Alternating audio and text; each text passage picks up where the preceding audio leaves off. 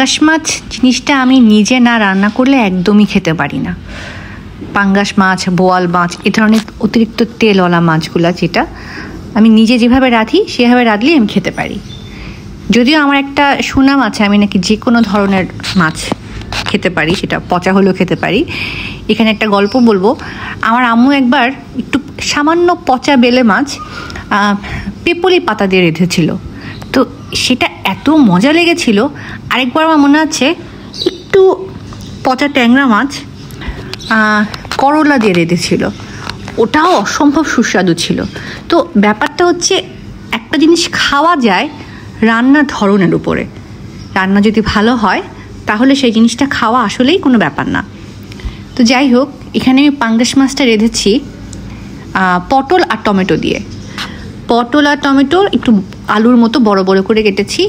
মশলা এর আগে আমি অল্প তেলে পেঁয়াজ কুচি, গরম মশলার গুঁড়ো, একটা স্টার মশলা যাতে গন্ধটা কমে যায়, আর হলো মরিচ গুঁড়ো, হলুদ গুঁড়ো, ধনে গুঁড়ো অল্প অল্প করে দিয়েছি। তো সেটার মধ্যে টমেটো আর এই পটলটা কষিয়ে নিলাম।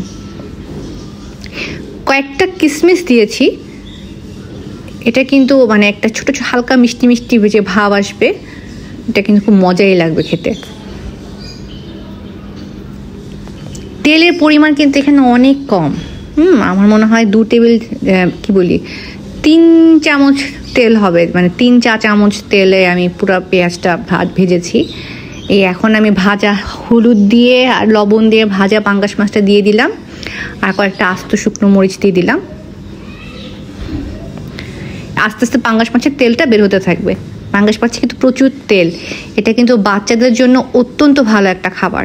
আমাদের বাইরের কান্ট্রিতে স্যালমন ফিশ যে খেতে বলে ওমেগা 3 ফ্যাটি অ্যাসিডের জন্য, এইটা পাঙ্গাস মাছে কিন্তু প্রচুর পরিমাণে আছে। পাঙ্গাস মাছের তেলটা বাচ্চাদের খাওয়াতে পারলে এটা আসলে ওদের জন্য খুবই ভালো।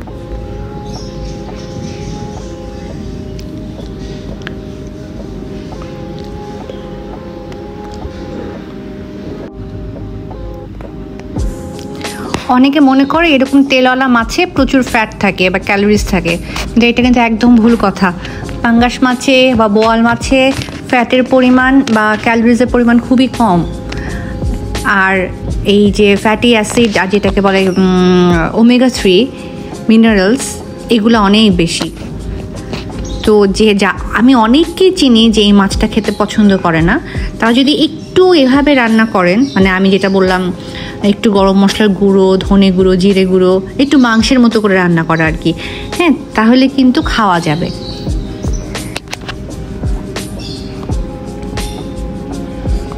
আমার খুব ইচ্ছে ছিল, মানে আমি কিন্তু এখনও প্রিপেয়ার করে সার্ভ করে খাওয়াটা কারো দেখাতে পারিনি। অনেকে খাওয়া দেখিয়ে ভিডিও করে যে তেলটা পুরো উঠে এসেছে, মাছটা একদম ঠিক পারফেক্ট টেক্সচারে চলে আসছে। এটা কিছুক্ষণ পরে যখন আমি সার্ভ করব, পানিটা কিন্তু আরও টেনে আসবে, শুধু তেলটাই দেখা যাবে।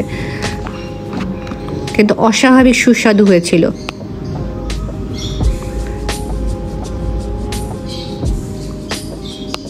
এই যে ফাইনাল লুক মাছটার।